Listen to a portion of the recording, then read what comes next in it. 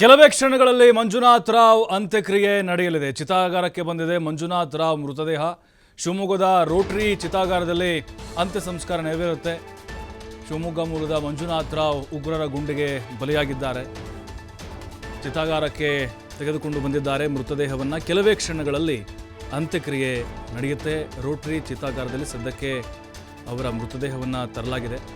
ನೂರಾರು ಜನರು ಅಂತಿಮ ನಮನಗಳನ್ನು ಸಲ್ಲಿಸಿದ್ದರು. ಯಾಕಂದರೆ ಇಲ್ಲಿ ನೋಡಿ ಆಗಿರೋದು ಅನಾಹುತ.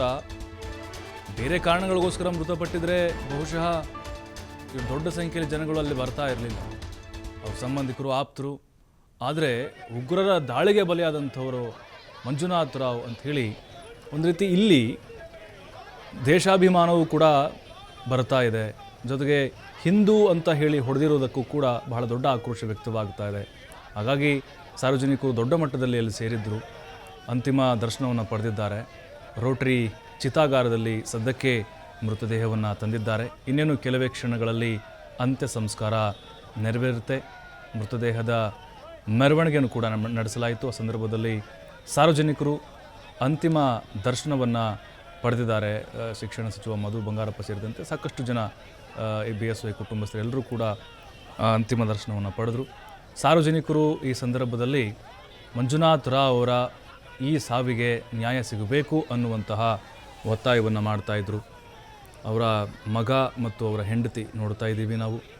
ಅಲ್ಲಿ ಆ ದೃಶ್ಯ ಏನಿತ್ತು, ಆವತ್ತು ಘಟನೆ ನಡೆದಂತಹ ಸಂದರ್ಭದಲ್ಲಿ ಅಳ್ತಾ ನಿಂತಿದ್ದರು. ಹಾಗೆ ಆ ಮಗ ಕೂಡ ಗಾಯಗೊಂಡಿದ್ದರು, ಸೇಫ್ ಆಗಿದ್ದಾರೆ. ಆದರೆ ತಂದೆಯನ್ನು ಕಳೆದುಕೊಂಡಂಥ ದುಃಖ, ಅಂದರೆ ಹೆಂಡತಿ ಮುಂದೆನೇ ಆ ಉಗ್ರ ತಲೆಗೆ ಶೂಟ್ ಮಾಡಿ ಕೊಂದಿದ್ದು, ಆ ಮಗನ ಕಣ್ಣು ಮುಂದೆ ಹಾಗೇ ಇದೆ. ಅಪ್ಪ ನನ್ನ ಮುಂದೆನೇ ಸತ್ತು ಹೋಗ್ಬಿಟ್ರು, ಅಷ್ಟು ಭೀಕರವಾಗಿ ಕೊಲೆ ಮಾಡಿಬಿಟ್ರು ಅಂಥೇಳಿ ಅಲ್ಲಿ ಆ ನೆನಪುಗಳನ್ನು ಹೇಳ್ತಾ ಇದ್ದರು ಅವರು. ಪ್ರತಿಯೊಬ್ಬರೂ ಕೂಡ ಶಿವಮೊಗ್ಗದಲ್ಲಿ ಮಮ್ಮಲ ಮರುಗ್ತಾ ಇದ್ದಾರೆ. ಅಂದರೆ ಬಹಳ ಆಸೆ ಕನಸುಗಳನ್ನ ಇಟ್ಕೊಂಡಿದ್ದರು ರಿಯಲ್ ಎಸ್ಟೇಟ್ ಉದ್ಯಮಿ ಮಂಜುನಾಥ್ ರಾವ್. ಮಗನ ಒಳ್ಳೆಯ ಇಂಜಿನಿಯರು, ಡಾಕ್ಟ್ರು ಮಾಡಬೇಕು ಅಂತ ಕನಸು ಕಂಡಿದ್ದರು. PUC ಎಕ್ಸಾಮ್ ಮುಗೀತು, ಒಳ್ಳೆ ರಿಸಲ್ಟ್ ಬಂದಿತ್ತು. ಹಾಗಾಗಿ ಕಾಶ್ಮೀರಕ್ಕೆ ಹೋಗೋಣ ಅಂತ ಮಗ ಆಸೆ ಪಟ್ಟಿದ್ದ, ಕರ್ಕೊಂಡು ಹೋಗಿದ್ದರು.